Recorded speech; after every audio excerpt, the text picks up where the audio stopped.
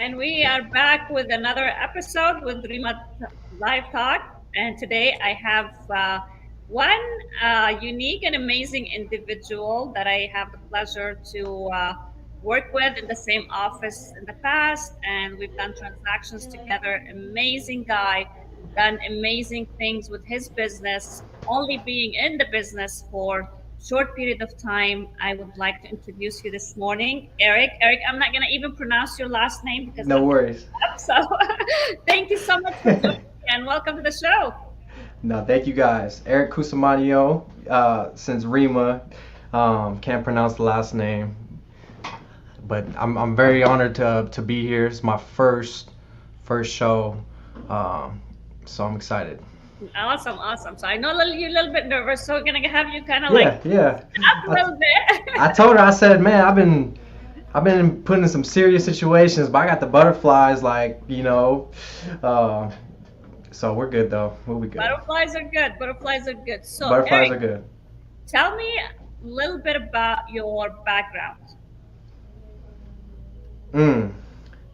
So a little bit about my background. Born and raised in the Antelope Valley. Uh, my upkeep, my upbringing, kind of seen both sides of the tracks. So I kind of feel like that is what contributes to a lot of my mindset. Mindset in this business has the success in this type of business has everything to do with your mindset. Uh, so just coming up in life, very early, my parents out here were entrepreneurs themselves.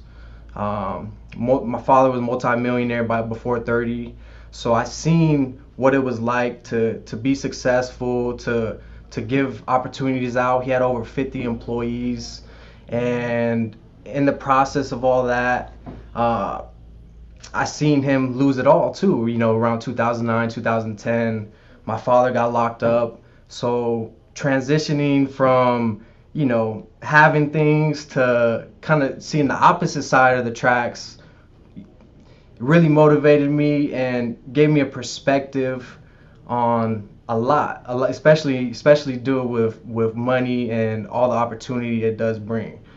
So that's a little bit about my upbringing, and I've been in the business around 3 years. Didn't know nobody in real estate, never knew a soul, so I just kind of fell into my lap. Awesome. So what made you jump to real estate? Right. So what made me jump into real estate is I get asked this question all the time. Um, Really, like I said, just coming back to my story, is my father, the way he built his portfolio. He owned several rental properties, uh, but literally his business took off, and he was doing restoration work. So he had a large business where he was doing where he had to be there. And by the time I was around 12, 13 years old, he actually, was locked up. So the only thing that was actually producing the income for my family, for my mom, for us to keep moving was real estate. Um, More so, he didn't know anything about the agent side of things, but he was more so the investor. So just that thought alone, like, hey, this is the only way we're surviving right now, inspired me to pursue real estate and just learn a little bit more about it. So really, what brought me in was the investing side, and then I learned it, and it was totally two different things. Being a realtor and being an investor are separate, but you still get to be hands-on and learn both sides.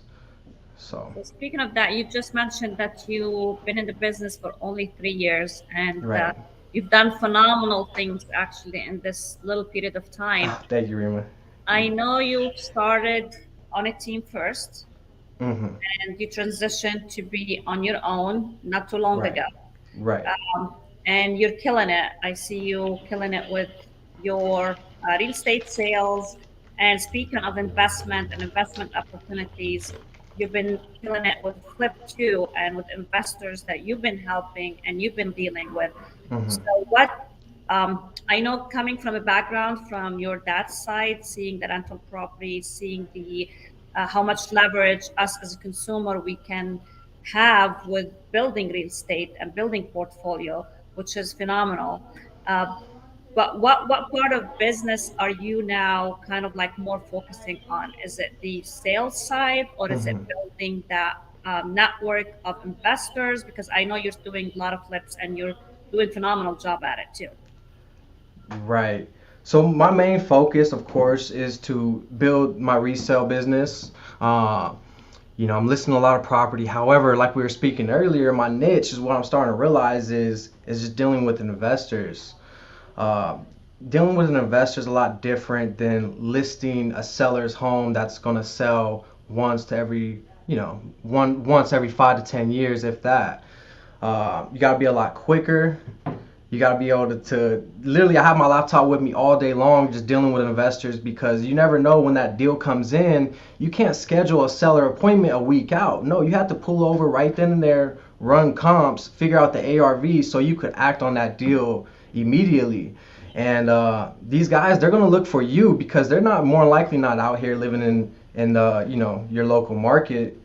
So they're going to rely heavy on you to make sure that the ARV is there, that there's no external forces that's going to hurt your ARV. So you have to go drive by the property, be their eyes and ears on the ground when they can't. And Eric, coming from, I know you didn't start this until recently from me watching you. Hmm. How did you get into the investment world and gathering Right. that pool of investor and getting to where you're at today? Because it's a phenomenal thing that you've done within what, 12 months, I would say, 12, 18 months from. Right. So April this month is actually when I went solo last year. So I transitioned from being on the top team out here in the AV to a solo agent. Uh, in the midst of that, my first year, each year my mentor was selling over 150 units. Our first year, we did around 130 units. Most of those weren't dealing with investors. It was dealing with entry level homeowners, things like that. So definitely learning the value of listing property has helped me feel confident to reach out to investors and give them value. Um, so what honestly transitioned for me towards being more so dealing with investors is actually just networking. I was going to a lot of real estate events, networking with top individuals, and once you meet one person, one relationship could literally change the game for anyone doing any type of business, not just real estate. So I met one person. His name is Alex Camacho. He's a big, heavy investor out here, featured on multiple podcasts like Bigger Pockets. And from that one connection, it's just grown tremendously. He's introduced me to other investors, wholesalers, and so forth. And it's kind of like the compound effect after that. That's amazing. And how many properties you would say you guys done together in the last? Uh, so last year, we flipped about altogether around 18, single family homes and then about 3 apartment buildings. Nice, nice. Right. It's all one group of investors, or you're all bringing on more and more as you go? So really, it's more so about 2, 3 different investor groups. We all kind of work simultaneously. Um, Basically, one of the partners is our project manager for our other investors because some of my investors, like one of my investors, lives in Hawaii. 90% of the time, he never even sees the properties, right? So we have a team full of people that he was able to give us the numbers on the rehab. I'm able to give us the numbers on the ARVs. So it's all systematic and it's really, really easy, and everyone has their own role in this transaction. So it's pretty exciting. Nice. And you have your team of people to do the construction and all that, right? Right, yeah, no, I never lifted a hammer before, and I'm not really good at it. So we definitely have to hire that out. We have a team that's really, really great. They kind of been in the field hands on before, so they know like the prices of what everything will cost. So when we're hiring contractors, subbing them out or whatnot, we're not gonna, you know, get penalized because we don't know our numbers on the rehab or what it takes to repair a roof, and someone's going to come in and overcharge us. Did that change, Eric, with the change of the inflation and the cost of goods? Like now, investors they have to take a Hmm. closer look to what a property will cost versus 2 years ago. Things that rehabbing property today, it's going to cost way more than it did in previous years, which prices have gone up tremendously. How do you guys Absolutely. now do you kind of like leave that cushion when you find an investment property or a good deal because prices are changing all the time? Like, how do you take that into consideration? Absolutely. So more so, the project manager, that's his job, that's his role. He does leave a huge cushion just in case we go over budget. But we're always running our numbers, worst case scenario. So even on the ARVs nowadays, especially with rates rising, we're a little bit more conservative on our numbers. It's super important. The last thing we want to do is get caught up, and we like to move fast. So uh, What, that's kind of go ahead. what's the average on taking a property, rehabbing it to relisting it? Hmm. The average time it Average takes. time, yeah. So as of right now, we have 8 projects currently in rehab.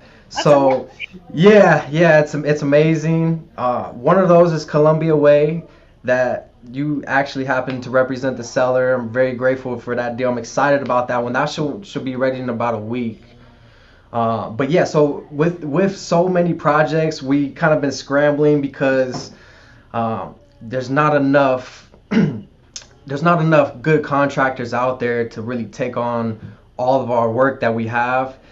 So we kind of been bouncing from project to project. But usually, if we have about 3 or 4 projects at a time, we're able to knock them out in like 3 to 4 weeks, which is really fast. That's amazing. Yeah, no, Yeah.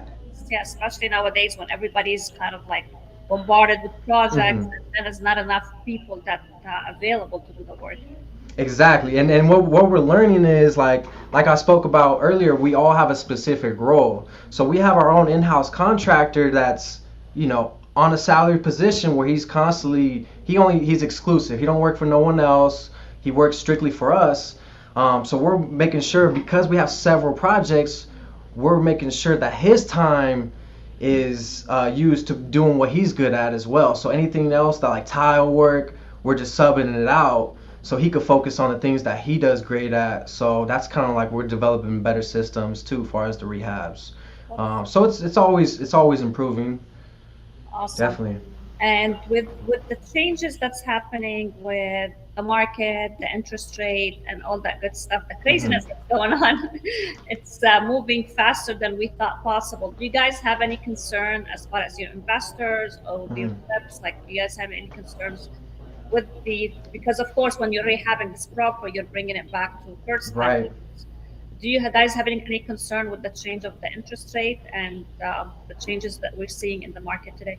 Absolutely. We're always constantly watching. So that's why we like to focus on entry level homes because you and I both know, Rima, that's where, 80% of the buyers in our market, especially in Antelope Valley, are looking for. So the higher priced homes, they still a bit longer on the market, more of a risk. Because if things do turn, we don't want to be stuck in that property. So we're focusing more so on entry level homes. You talk about cost of material going up, so we kind of like to save whatever we can, like cabinets, whatever we could reposition or just bring back to life and clean up. We're definitely taking advantage of and just making sure we're efficient as possible and trying to cut costs. Okay. You said something that higher end, which I'm actually the higher end properties. I'm seeing kind of changes now. I Hmm. have a couple listing above million, and they are kind of like we're having a slow Right. activity on them versus the lower end homes. Right. Definitely changes is happening. I mean, the market's still great, but there's going to be some changes few months ahead.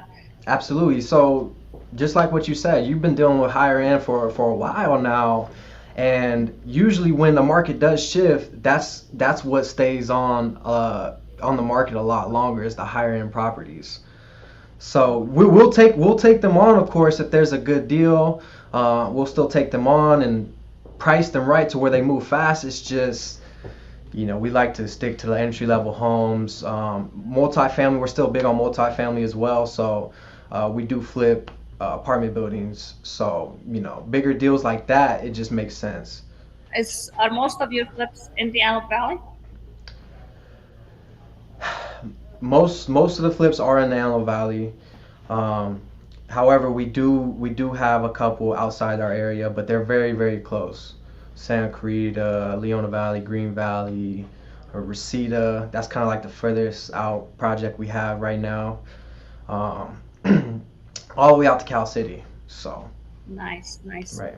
And Eric, so take me now to your regular business. Hmm. Uh, you target, like, I know you were with a team and Hmm. now you have transitioned to be a solo agent with Right. all the projects that you have going on. How, as a solo agent, how do you find time to do all this while dealing with your regular sales and your regular clients who wants to buy and sell, first time buyers, especially with the stock market showing dozens and dozens of properties, get an offer Right. accepted. Like, how do Yeah. you have time for all that? Right. Well, it's great because they actually kind of work simultaneously. So, because I'm bringing so much inventory to the market now, my first time buyers, people that get to work with me, they get to benefit off all of that. They kind of get first priority to things that aren't online, and there's no competition. So it helps because I'm able to match things up sooner. And not just that, like everything's systematic. So with my investors, I'm not spending too much time dealing with all their emotions, walking them through the whole process because they're familiar. Right. So it's really like, hey, here's our ARV, and I'm literally just sending them the listing agreement. They're signing, and we're getting the property prepared to hit the market. Um, we're not skipping no steps. We're still going through every step that it takes. However, it's just a lot easier, systematic, so it doesn't take too much of my time. So I'm able to focus on educating the sellers that aren't too familiar in the process. They haven't bought or sold a home in 5 years, so just walking them through the process so I can focus on them and give them value as well. So. What would you, I mean, advise? You're kind of a new. three Right. years is not too much to be in this crazy real estate world, and you've done Mm-hmm. a phenomenal job with it. Thank What you, would Rima. your advice would be for a brand new agent watching you today? It's like, wow, he's done so much in Mm-hmm. 3 years. Like, how did he do it? Like, what would Right. be your first advice if somebody just got their license today Mm-hmm. and they do not know what to do? What would Eric say? Absolutely. So, my advice is just like with anything, if you want to be really, really good at it, you have to put yourself in an environment that's thriving. So, my first year, I grew tremendously. I just wasn't very professional. I had no experience in real estate. I didn't know the difference between anything. I didn't know anyone in real estate, so I didn't know the language. So coming in, I had to throw myself in the culture. Like, if they say if you want to learn a new language, go visit the country for a couple months instead of trying to learn it from. So that's exactly what I did. Instead of sitting here focusing, trying to learn it before I do it, it's more so like on the job training. Gratefully, I was able to join a team which I highly recommend to new agents. If you really want to excel and you're really here for the long term, put your ego aside, put everything aside, and join a team that's leaderships are focused on growing the agents around them. Like Rima's a great leader as well, and I used to always, even though I had people I could talk to on my team, she was a couple offices down. I was constantly going there asking several questions a day, speaking with her team, asking her team questions, and um, But I really recommend that you put yourself in an environment with people that are already thriving, doing it, because you're going to just piggyback off their success. Yeah, and ask questions and reach out to people, even if you're not on a team. Just like you said, surround yourself with the right people who's gonna be able to help you and support you. Hmm. Because this business can be, first of all, can be lonely if you're by yourself, Right. and there's a Absolutely. lot to learn. Yeah, and lot we can feed off of each other to all strive together for sure. What's No, it's definitely lonely and it can be stressful. And what I experienced on early when dealing with transactions is when you get several escrows and you're dealing with everybody, it's like your unconscious mind limits you. You don't want new business. You don't want to take on another client because you don't want to get caught up in the bidding war. You don't want to come back and tell your buyers that they didn't get their offer accepted. So having that support system with a team to give you like the answers to just figure out the bumps in the road, it makes it a smoother process, and it makes you more confident and willing to go out and help more people because you know they're going to be taken care of, and you know you got the answers if something does come up. 100%? What's the future for egg? That's a Oh, tricky that's question. Huh? That's a great question. So, with myself, I really wanted to focus on self development, growing myself because I just actually became licensed last year. So, in the midst of being on the team for the past 3 years, I was more so on a salary position. I was the marketing director. Not, I wasn't really working as a buyer's agent as most agents do when they come on a team.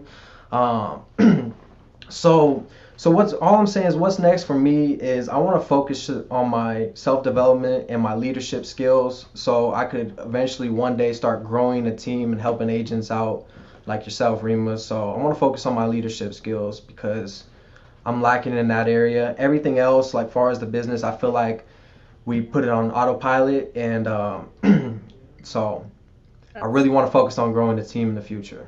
that's amazing. And I have to throw it out there. You do something on the side as well with all the craziness and all the real estate world breeding. Yes. So what got you into that? Oh man, I've always loved dogs. You know, I've always loved dogs, and it's just so exciting. The marketplace is so much opportunity. Like people could really come into the marketplace and sell dogs for a living. Like literally, my partners, just like my partners with Real I had estate. exactly just like my mentors in real estate. What I did in the dog game is I seeked out the best of the best, the people that are actually they're literally just breed dogs for a living. My mentor, he literally flies all around the world delivering dogs. Like he was just in Paris last week. Someone bought a dog off him. They paid for him to fly the dog out. So he had a whole trip to Paris for a couple days, paid, right? So just little things like that was really exciting, and not just that, I just love dogs. So that's kind of what Yeah.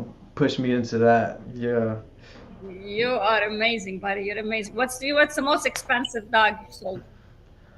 Yeah, so the most expensive Because dog I we've right. done yeah. Yeah, I sold a dog for 60,000 before. Not No, all much. Yeah, so not all of them go for that much.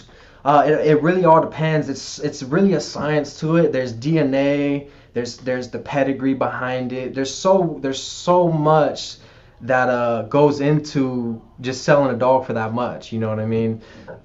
It's not like I'm just a great salesman and that's what it I is. know, yeah, I know there's a lot goes behind it, yes. And the breed and like yes. So Exactly. So that dog that we sold for 60,000, the breeder who actually purchased that dog is gonna turn around and make 6 figures. So it's a good investment. At the same time, though, the reason why I got into the dog game is to kind of change the story behind it. Just a lot of people, don't agree with what breeders are doing. However, I kind of want to change the narrative on that Just it's not about the money. We really care about these dogs. So just really just change the narrative on breeding in general is really important to me, and that's the reason why I got into that. That's awesome. That's Yeah. awesome. And how's your year looking? My As year. overall, is that the way you expected it? We just finished the first quarter. Hmm. How do you feel about your business?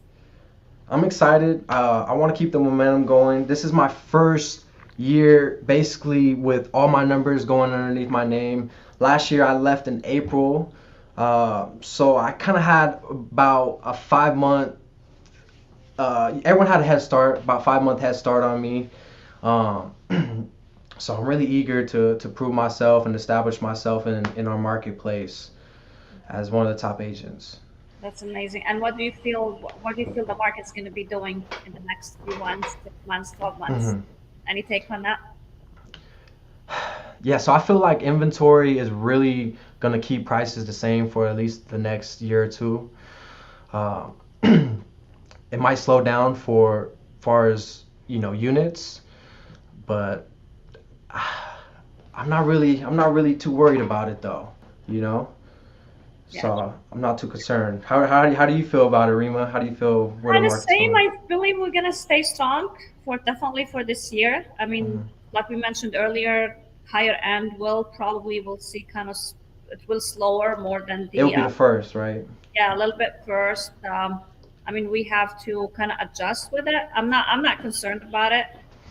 We have to shift whatever happens, and there's always Hmm. going to be opportunities. We're still in the greatest market. Even the interest rate today, it's close to 5%. I mean, we've Right. had at 8 and 12%, 15, 20 years ago. So it all balances out. And even if actually prices drops and interest rates going to keep going up, for the consumer, it's the same. They're going to borrow money at a more expensive rate with a lesser price. So kind of it evens itself out, I would say.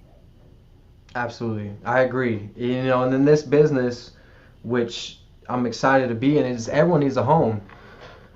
So even if the market does take a shift, we're able to pivot. We can focus more so on the investment side or whatever it is, to just stay ahead. And rental market stays keeping going on the rise, and Hmm. there's no better investment than living in your own home rather than rent for $3,000-4,000. Exactly. Yeah, I actually just purchased my first primary residence out here in Congratulations! Palmdale. Yeah, yeah, close. It's a fixer, What of is what course. is the party? Man, this rehab is gonna take us a little bit longer. It's about 3 to 4 months. So of course, you guys, the whole Rafe group, of course, will be invited to the housewarming. I'm gonna just send you my Amazon list though, so you Yeah, guys. please do. All right. Excited. I'm excited for you. Yeah, no, I'm excited. This one's I love real estate more so like I like value adds. I like seeing something that has potential coming in and bringing that value and fixing things up. So this one I'm excited about. Uh, and I was going to flip it. Actually, we're going to flip it, but instead it fit. Far as it's over an acre, so it works perfect for the dogs, and the dogs deserve some land. They deserve to be instead of where we're at now. That's, that's amazing and exciting at the same time, and I Uh huh. cannot wait to see it. Uh huh. And Yeah. Eric, anything you want to add?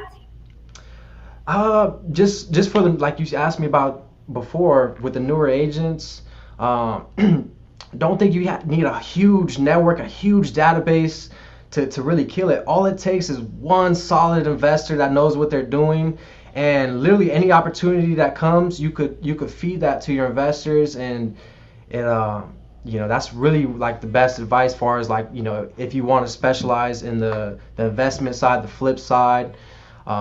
It really just takes one investor, and you could just take off with that one person. So One conversation, one phone call can change the game. it changed the game. It changed the game for me. It did Um, too. yeah, exactly. So it's very exciting. Just you just got to be consistent. The first 2 years of me being in real estate before I let you guys go, like it was a struggle. You have to be here for the long run, and just have faith that eventually, if I stay consistent, it's going to work out. Because literally, if I didn't have that, I probably would have been out my first year or two, like the other 90% of agents that get into the game. Exactly. Consistency is a key. Nothing like people think um, this game is microwavable. You No. have to take your time. You have to put in the effort and stay consistent with it. And don't get attached to the outcome because it will come. Exactly. No, no, don't get attached to the outcome, or or else you're gonna fall on your face. But definitely surround yourself with people like Rima, people that are doing it, so you can learn from them, and not just that, have the stamina to keep going. Because if not, you're gonna get beat up. You're gonna fall on your face a lot. So they're there to pick you up, motivate you, and just keep you on track. So. 100%. Well, Eric, thank you so much for joining me today. I know you have a busy Friday. I Hmm. appreciate you being here on my show. I am Absolutely. so excited to see what's going to happen to Hmm. your future and what's ahead for you and your business and your life. And I cannot wait for your housewarming party. I am going to be. It's all right, Rima. I appreciate you having me. It's definitely an honor, and hopefully pretty soon we'll be having another conversation like this and see where we're at in the next couple of years. 100%, All right, 100%, buddy. Thank you all so right, much. guys. Keep Bye. rocking it. Bye.